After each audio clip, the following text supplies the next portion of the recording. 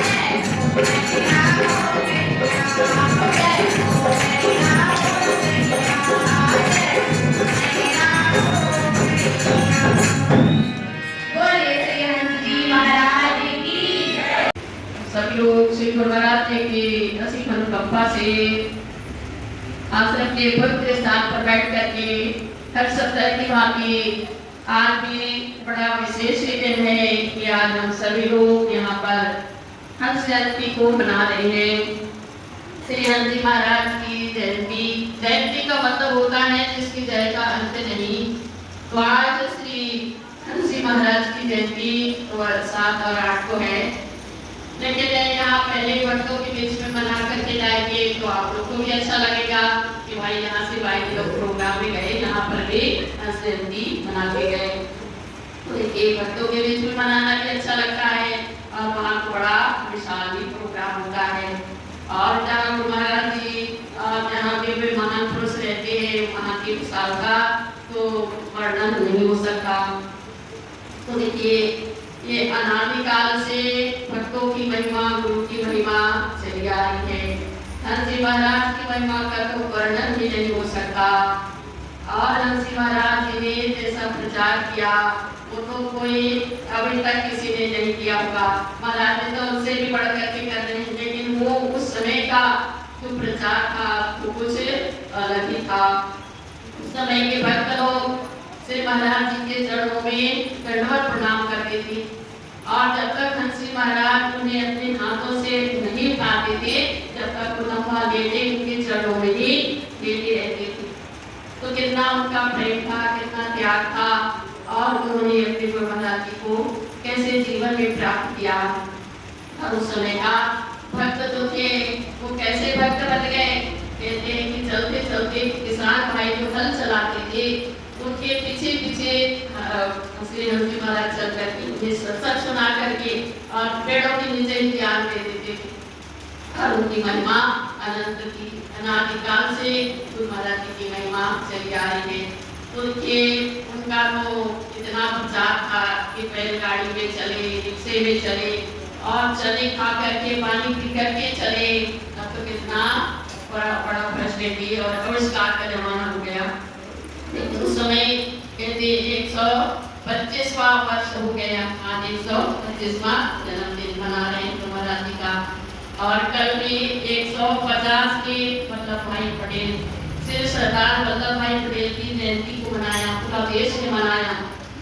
तो देखिए यहाँ महान पुरुष जो भी आते हैं धरा पर उनका कर्तव्य और उनका कर्म उनका निरालय होता है। तो उनकी याद में भक्त लोग, पूरा समाज, पूरा देश ही मनाते हैं। तो देखिए गुरु महाराज जी भी हमारे ये संसार में आए और उन्होंने कैसा कैसा ज्ञान का प्रचार, जैसे भक्त होते थे वैसे ही वो करते थे। एक जगह एक भक्त कहते हैं कि गुरु महाराज जी भंडारा करना है, सत्संग करना है। तो महाराज जी कहते हैं कि ठीक है करो, और सबको बुला लिया और भंडारा का भी इंतजाम हुआ। लेकिन उस समय बड़ा सीधा साधा और बड़े सरल ढंग से होता था। तो इंतजाम भी किया और भंडारा हुआ, गुरु महाराज जी का प्रोग्राम हुआ, सबने ज्ञान प्राप्त किया, सत्संग सुना। और जब भोजन भंडारा का समय आया तो सबको खिलाते खिलाते भक्त लोग तो बढ़ जाते हैं और दोने पत्तल चम्मच से कम पड़ गई। बढ़ जाता है, कितना भी लोग इंतजाम करो फिर भी कभी हो जाता है। तो उस समय भी कम हो गया तो किसी ने और सबने तो कर लिया, लेकिन और भी कुछ लोग रह गए होंगे। तो उन्होंने कहा कि महाराज जी पत्तल खत्म हो गया और रोना भी खत्म हो गया, मट्टी खत्म हो गई, अब कैसे खिलाएंगे, अभी तो बहुत आगे लोग हैं। तो श्री हंस जी महाराज सबके बीच में आते हैं और कहते हैं कि देखो ऐसा खाओ। तो पूरी और सब्जी को हाथ में रख लिया और ये दोनों हाथ को दिखा के देखो ये पंचतत्व होता है, ये 5 पूरियां इसकी चम्मच बन जाती है और चम्मच की तरह इसको लेकर के पूरी और जैसे खा के दिखा दिया। देखो पत्तल की चम्मच की जरूरत नहीं पड़ती है, ऐसे खाओ। तो देखिए कितने सरल ढंग से वो समाज को शिक्षा देते थे और बड़े बड़े अच्छे अच्छे प्रोग्राम श्री हंस जी महाराज करते थे और बड़े अच्छे ढंग से करते थे। और श्री माता जी को जब श्री हंस जी महाराज ने उनका विवाह हुआ, जगतजननी माता ने ये दिव्य परिवार में आई तो हंस जी महाराज को निकल जाते थे प्रचार के लिए और महीनों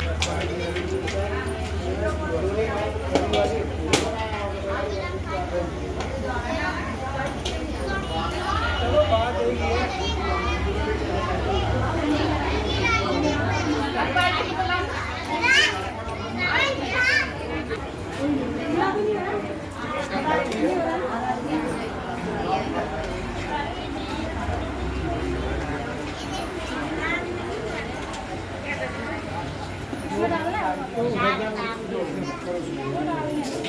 भाई जी से ले लो। अभी भाई जी भी आ गए।